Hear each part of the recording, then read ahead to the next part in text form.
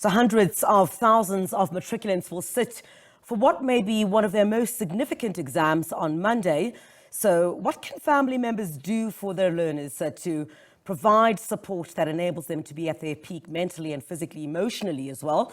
Let's bring in education specialist now, Thobo Khathola, who will help us help those parents to do the best that they can. Thobo, thank you very much indeed. I really do appreciate your time.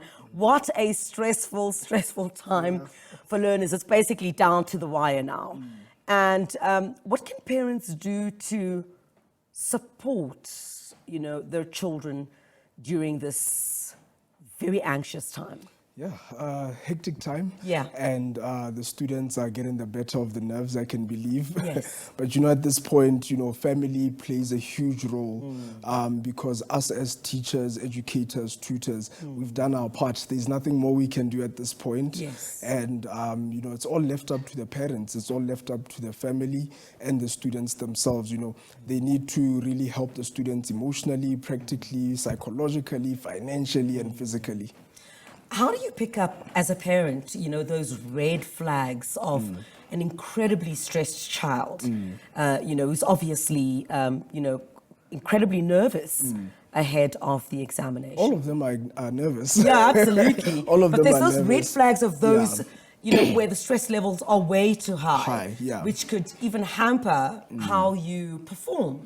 Yeah, I mean, some of the telltale signs is obviously students not getting enough rest, trying to overdo it. There are students that would want to read and, try to cover up all of the work in a short period of time.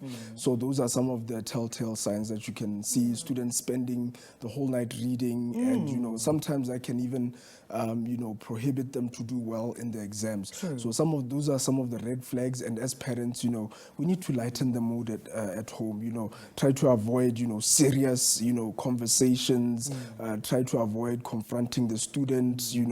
Whatever that needs to be confronted can wait until after the exams to be done. Does lightening the mood also include lightening the number of chores that matriculants,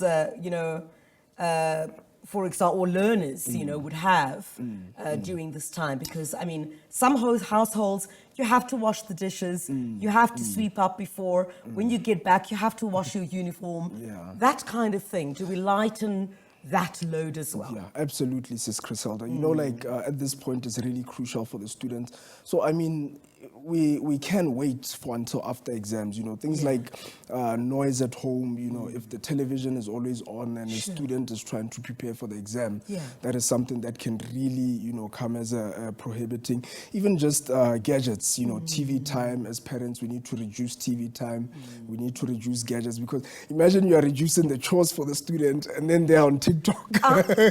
Yes, and especially with the use of these gadgets all the time. You literally see that takes up most of the time of young people these days. Yeah, just to add on the issue of the gadgets, you don't want to take them off, because there's some withdrawal symptoms, so you can have an agreement with the student to say, do your work, and then maybe 30 minutes after you have your supper, you can, go on to your gadgets. Sure. Or maybe as you are eating supper, you could watch TV, just to, maximize that 1 hour of family time, but we don't want to remove them completely, because withdrawal symptoms can also come through.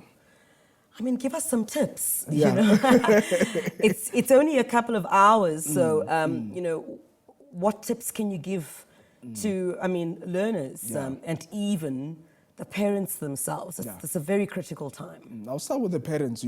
Right now is the time to really inconvenience yourself as a parent. So if your child is spending more time traveling between school and home, this is the time for you to at least arrange them a more efficient transport method. If you are paying for a taxi or a cab, at least just for this couple of weeks as they do exams, that's better transport.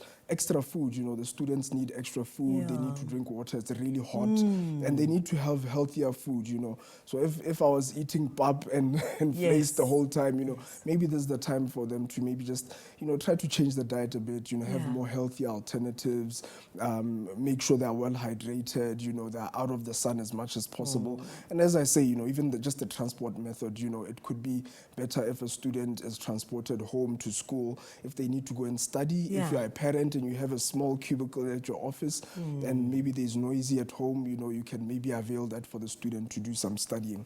So those are some of the things. Even emotionally, you know, students are going through a lot of emotions, because right now, you know, it's a lot of adrenaline. Emotionally, mentally.